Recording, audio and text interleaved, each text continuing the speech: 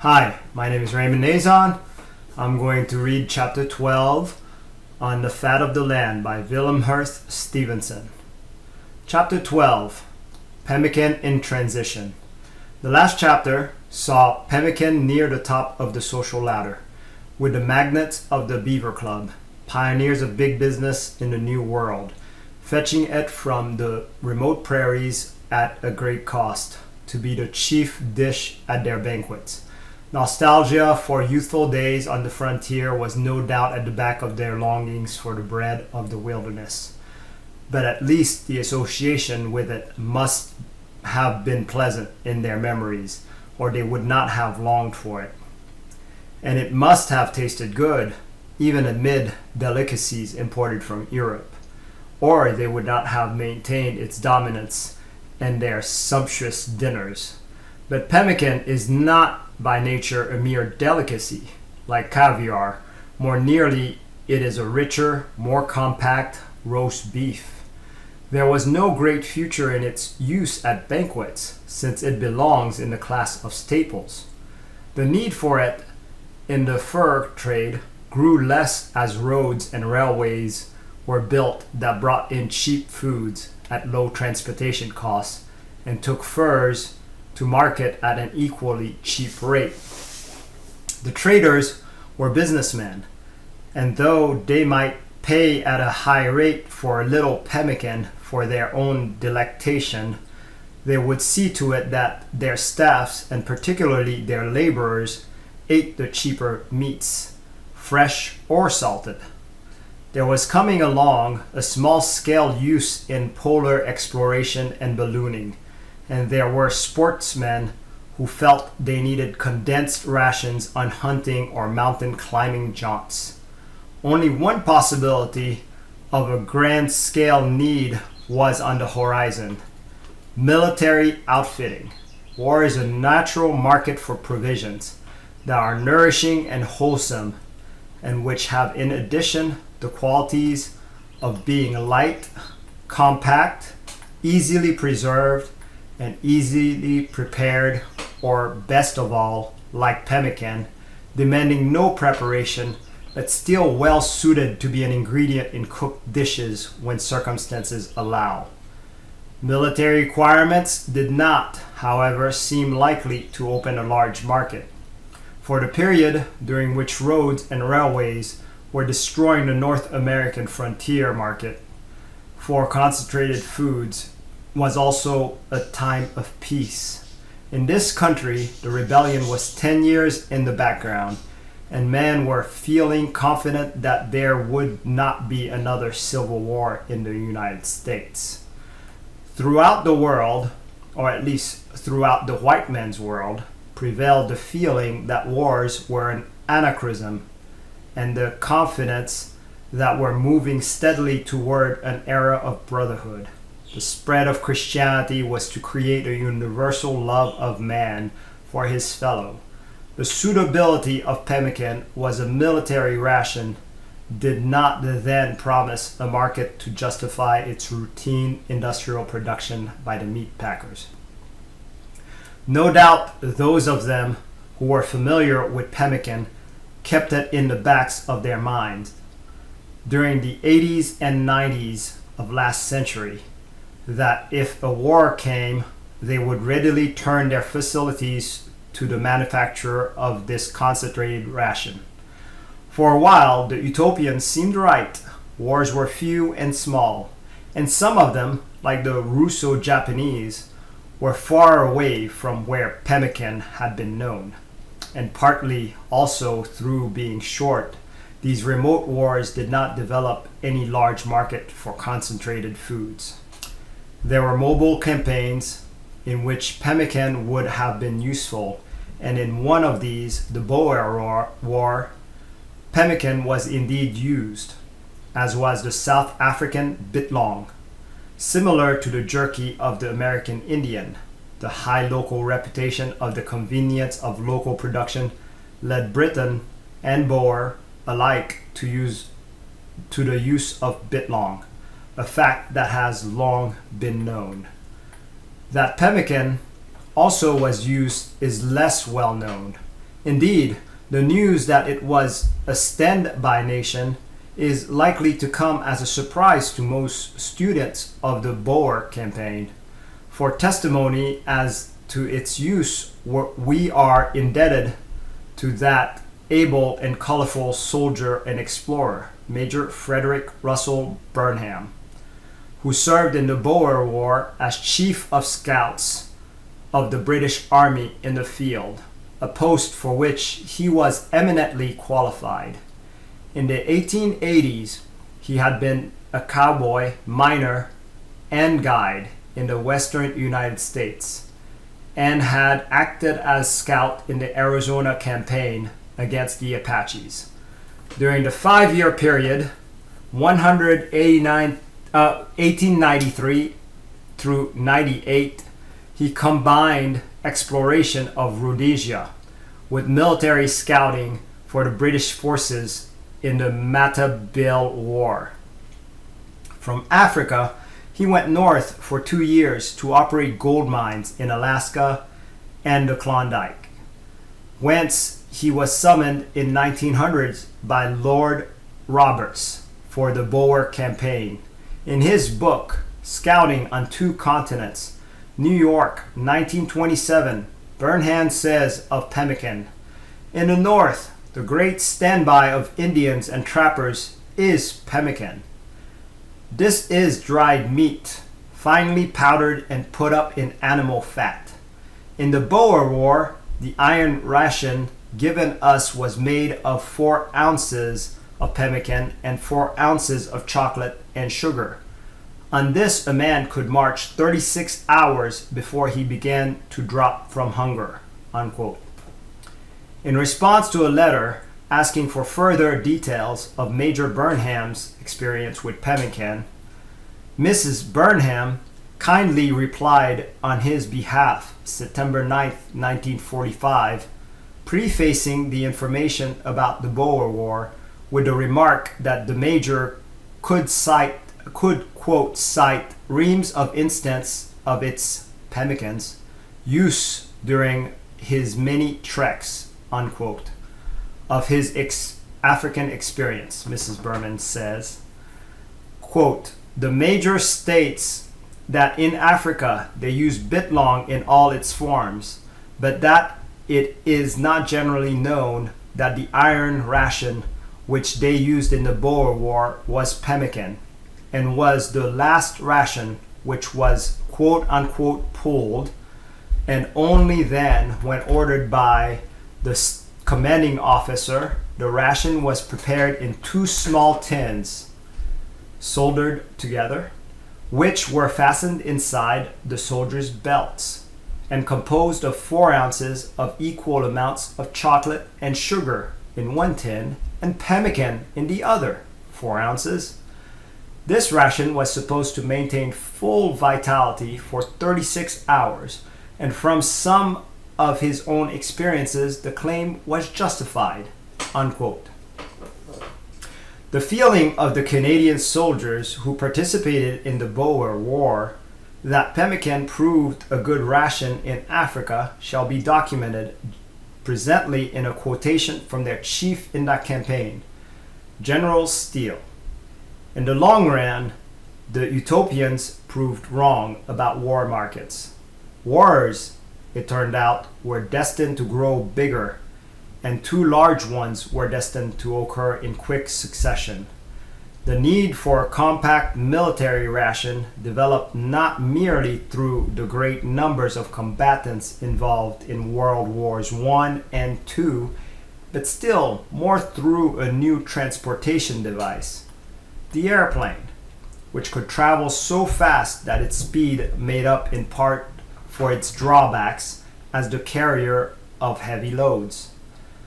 Through air freighting, there grew up a sudden and special need for compact foods, the very need that pemmican had been invented to fill.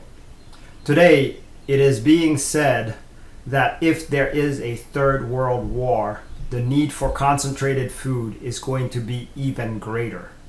This is implied, for instance, by the statement of Lord Swinton head of the British delegation to the Air Congress of 1944 in Chicago, where he said that if there is another war, the troops for an invasion will not come by sea. They will come instead by air. If troops move by plane, their food will also. Meaning that heavy weight and large bulk are going to be such drawbacks as they never were before, if there is a World War III. In the lull that has come after World War II, the statesmen and soldiers of the powers are saying to each other and to the public with the greatest amity and amiability that the United States intends to maintain a high pitch of military strength to safeguard the peace of the world, that the Soviet Union, socialistic republics, is going to do the same thing for the same purpose, and thus down the line of the countries which are or hope to be militarily strong. There is then a promising market for concentrated foods, and pemmican still remains in 1946 the leader in that field.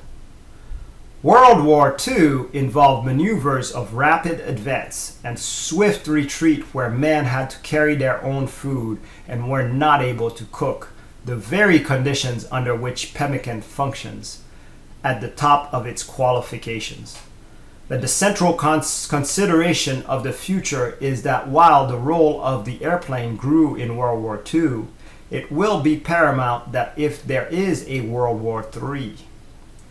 In any case, maintaining that readiness for war, which has been said to be a guarantee of peace and world stability by Churchill and Montgomery, Roosevelt and Eisenhower, Stalin and Zhukov, will necessarily involve maintaining war technique at the highest level.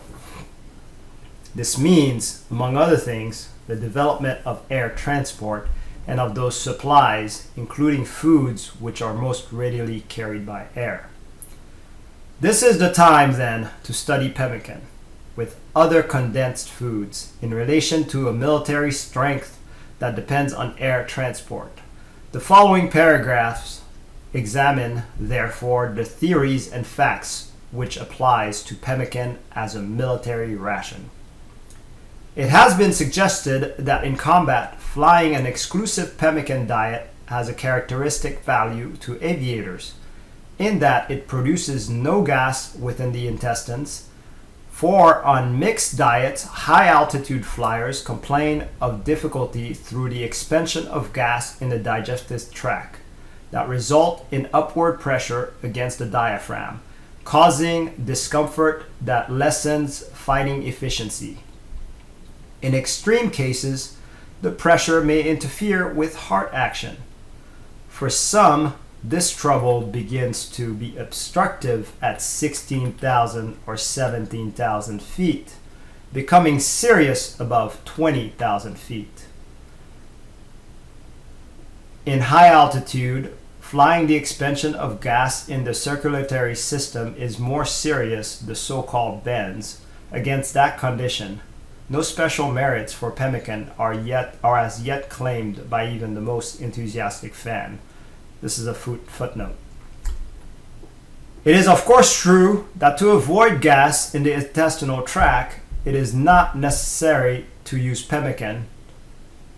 The same result can be attained by an exclusive diet of fresh meat, using the lean and fat in the proportion desired by each person at any given meal. A flyer would have to confine himself to pemmican or exclusive meat from another source for about 3 days before a flight. In actual service, this would mean that he would have to be on the diet the whole time. No hardship to those who are used to it, but difficult the first few days to inexperienced men of strongly established mixed diet food habits. Some army physiologists who believe in numerous advantages of a meat diet with a high fat content, nevertheless, do not favor its use in high altitude flying.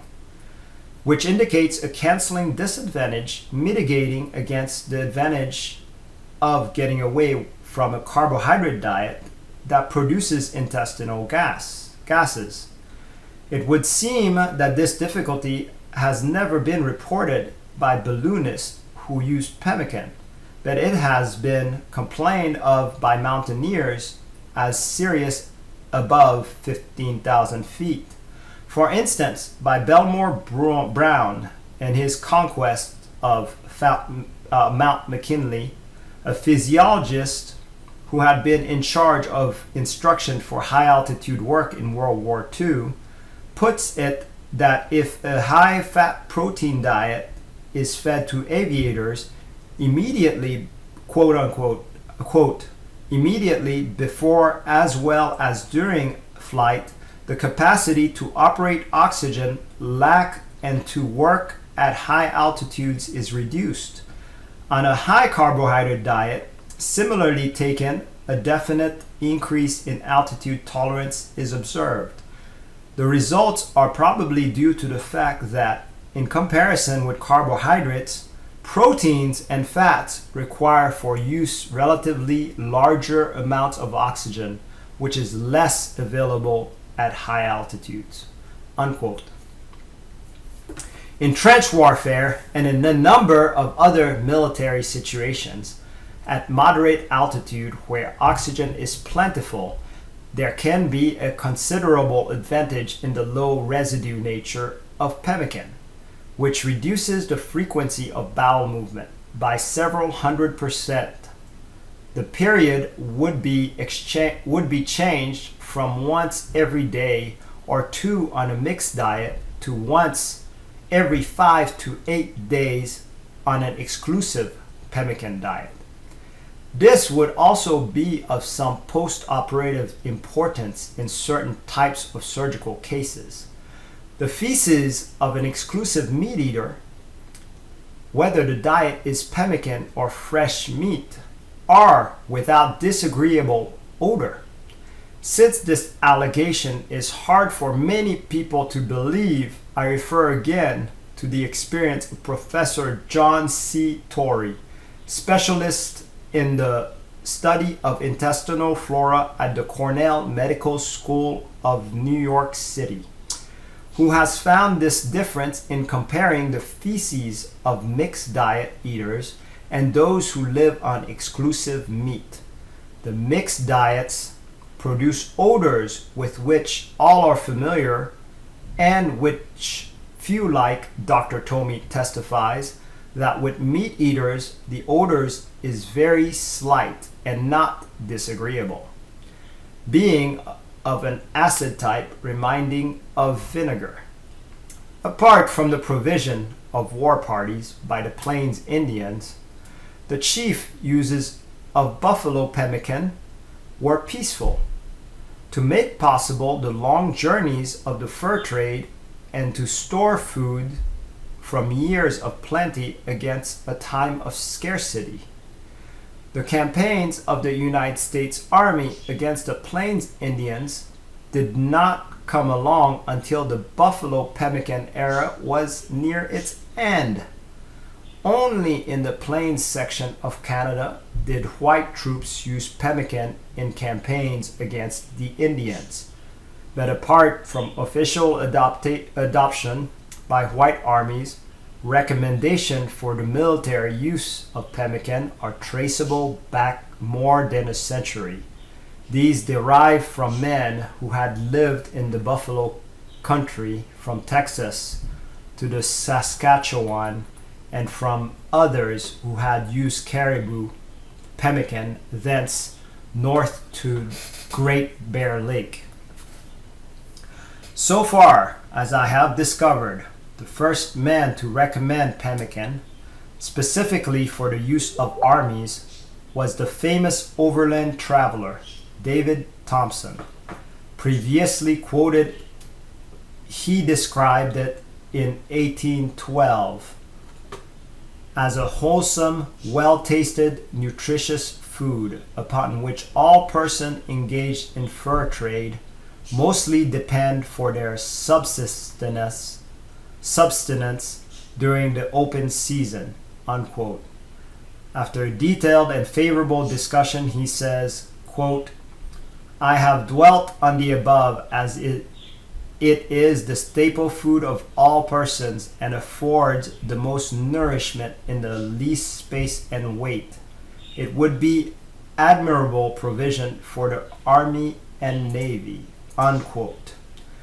The second specific recommendation of pemmican as a military ration, which I have found, is in the previously referred to Ocean by Dr. Grant. I have quoted at length what he wrote in 1872 concerning the use of pemmican during a hot weather journey when his party was living almost exclusively on it. From these entries, which the reader has seen in their proper sequence, the remarks that bear on army use are now extracted and brought together. Quote, pemmican is good and palatable, uncooked and cooked, and has numerous other recommendations for a campaign diet. It keeps sound without being canned or salted for 20 or 30 years, is wholesome and strengthening, portable, and needs no medicine to correct a try-daily use of it. All joined in its praises as the right food for a journey, and wondered why the government had never used it in wartime. As an army marches on its stomach, condensed food is an important object for the commissariat to consider, especially when, as in the case of the British Army, long expeditions are frequently necessary. Unquote. However, Thompson was a geographer and businessman, Grant a doctor of divinity, and a university president. From an army point of view, the recommendations of army men are more pertinent. We turn to them. As said, the Indian Wars of the United States in the Prairie West came at the stage when the buffalo was disappearing, and with it the making of pemmican. So only a few army men had a chance to use this food. Some of them report that it did not taste particularly agreeable on first trial, but they usually add that you like it when you get used to it. In another connection, I have quoted Major W. Powell, veteran of the Civil War, who recommended pemmican as better than several other Indian foods, the use of which by white men was by then widespread. However, Powell was already apparently thinking of it for civilian rather than army purposes. A soldier who made a special study of pemmican, using it and making inquiries about it, was Hiram Martin Chittenden, who graduated from West Point with the class of 1884, and after a varied service, including the Spanish-American War, became a brigadier general in 1910, soon after which he was retired for physical disability. Both while in the army and later, Chittenden devoted his leisure to scholarship. He wrote several books, which rank high, each in its sphere. His The American Fur Trade of the Far West, published in 1902, is generally recognized as the great work in the field. A full reprint was issued at the New York in 1935, for the original had become scarce. I quote from Volume 2, pages 801 to 802, quote, "It was not always, however, that the hunter or traveler had the buffalo with him, and it became necessary to provide in times of plenty against the times of deficiency. This was ordinarily done by the process of jerking or drying the meat." Quote, "The Indians had another process of curing buffalo meat," equal, if not superior, to the most approved canning processes, and wholly free from the use of chemicals. This was the much used pemmican. It would last indefinitely and was always ready for use without cooking. It formed a very palatable as well as nutritious food.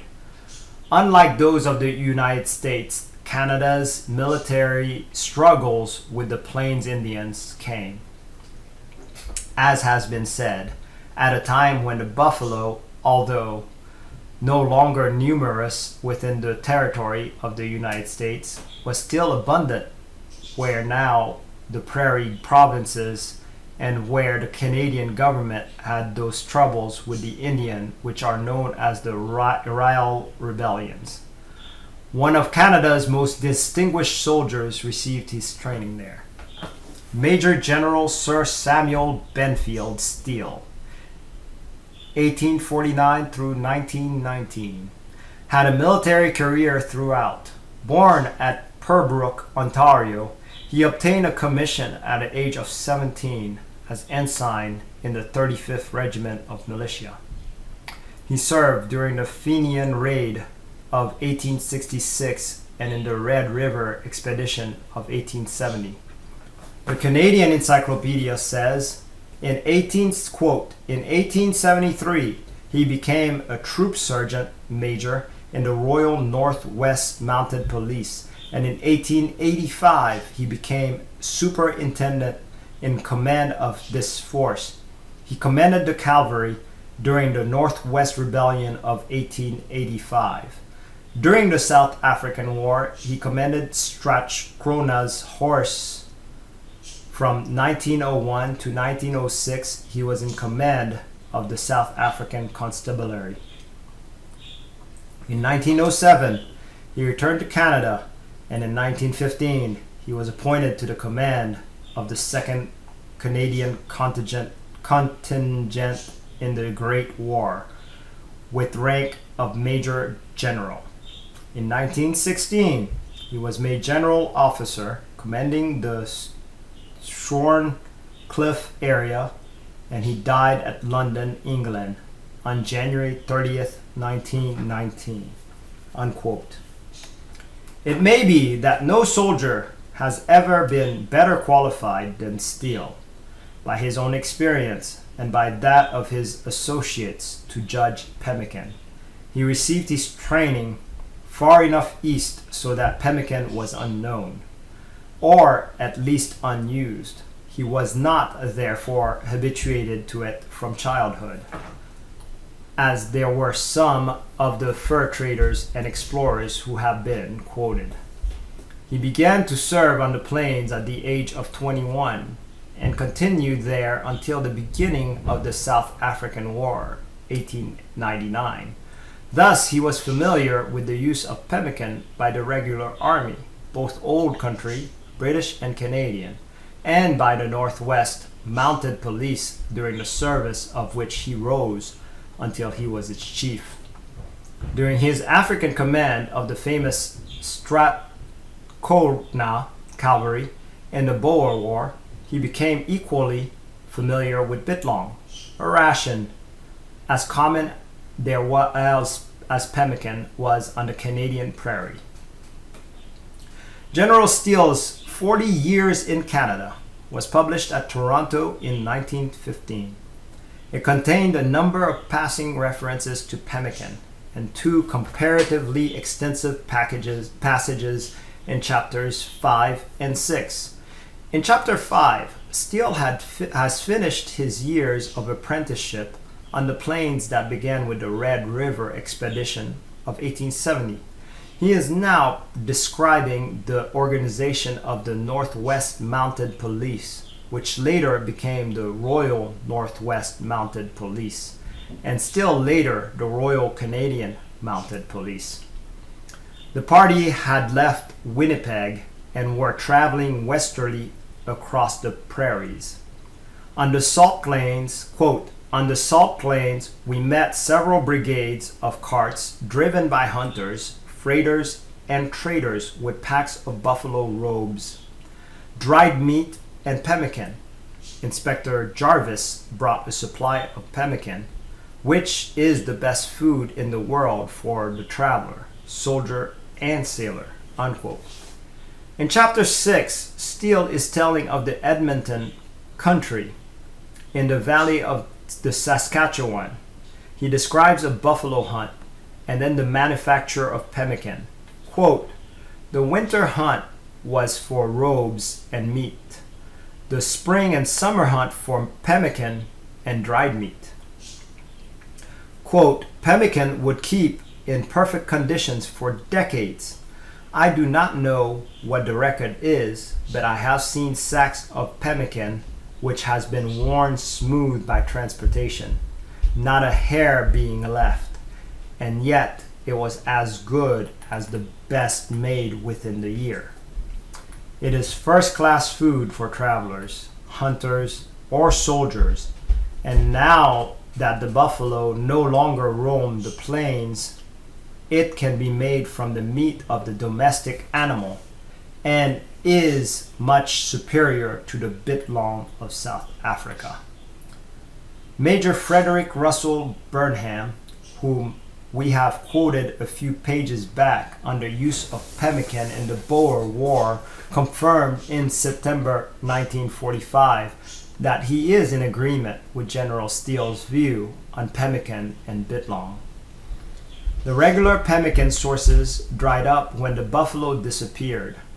Thereafter, beef pemmican was made for the mounted police on special occasion, notably a large quantity at the time of the Klondike Gold Rush, 1897 to 99.